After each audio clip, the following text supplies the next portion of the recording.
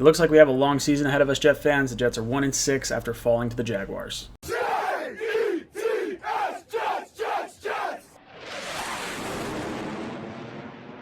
Welcome to Jets Talk. My name's Ryan. I'll be your pilot today. If you're new here, hit that subscribe button. If you've been here before, welcome back. I love having you here.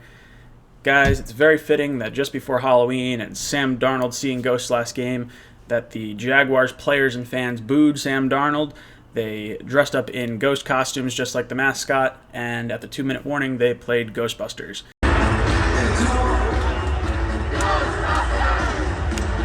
The stuff just keeps pouring down on the Jets. It's been rough for us. 1-6 now. The areas of weakness that we saw and kind of assumed would be an area of weakness, obviously the offensive line and then our linebackers. You're not really going to get good production out of your 4th and 5th string guys in that area. And we were exposed because of it. The Jaguars knew we were weak across the linebacking core. They ran the ball up the middle. Leonard Fournette was very successful today. And they also had crossing shallow routes that the linebackers just couldn't pick up. We had a lot of guys that wound up being covered by defensive ends, and it wound up being, all sorts of mismatched. Really not good for the Jets as a defensive scheme. Another thing on the defensive side is we've had opportunities to kind of intercept the ball, get fumbles. We had a lot of balls just not bounce our way. Jamal Adams almost had an interception. That didn't go his right way. We had, 2 opportunities of fumbles that just bounced into the Jaguars' hands, which leads us to the offense. We have 3 turnovers again. Sam, making bad decisions with the ball. But the offensive line has really been what has been the Achilles heel of this team. Edoga was playing the left tackle role, was beat for 3.5 sacks. I want to say at one point there was a stat that popped up on the screen. In 20 dropbacks, there were 5 sacks, 8 quarterback hits, and 9 quarterback pressures, which if you're doing the math, in 20 dropbacks is exactly 20 times that Sam was under duress.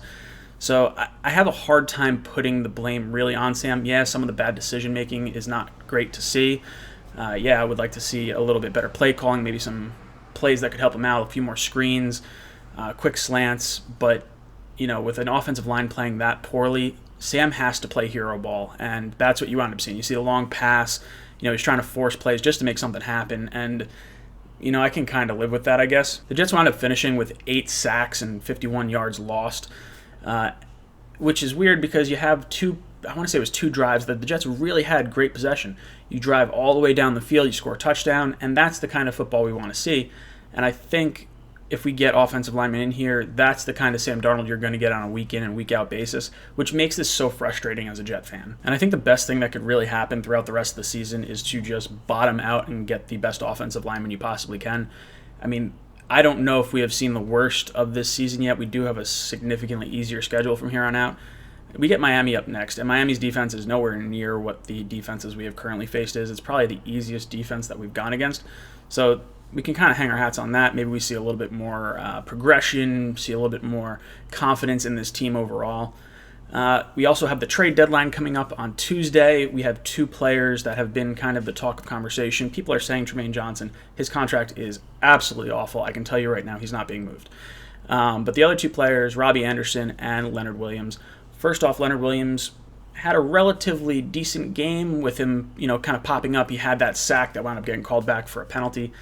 So he looked pretty good, but he wound up with an injury. So now that he's, injured late in the 4th quarter, does that completely take away his trade value? And now we're just stuck with him. We're not going to get an asset for him.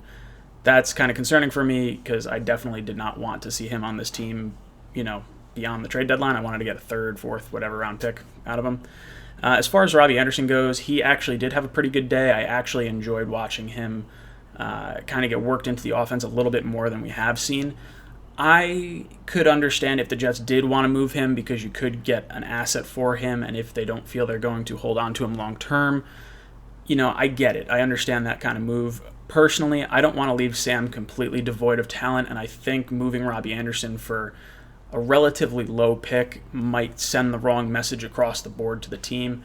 I would like to hold on to Robbie. I would actually like to offer him a contract that's relatively reasonable. You get him to sign now that, preserves him for the rest of the season as far as, if he goes down with injury, he has that reassurance. Maybe you get him at a little bit of a price break. But there is the concern, how is he going to act once he gets all that money? Guys, let me know what you thought about the Jets' loss today. Leave a comment down below. And as always, go Jets.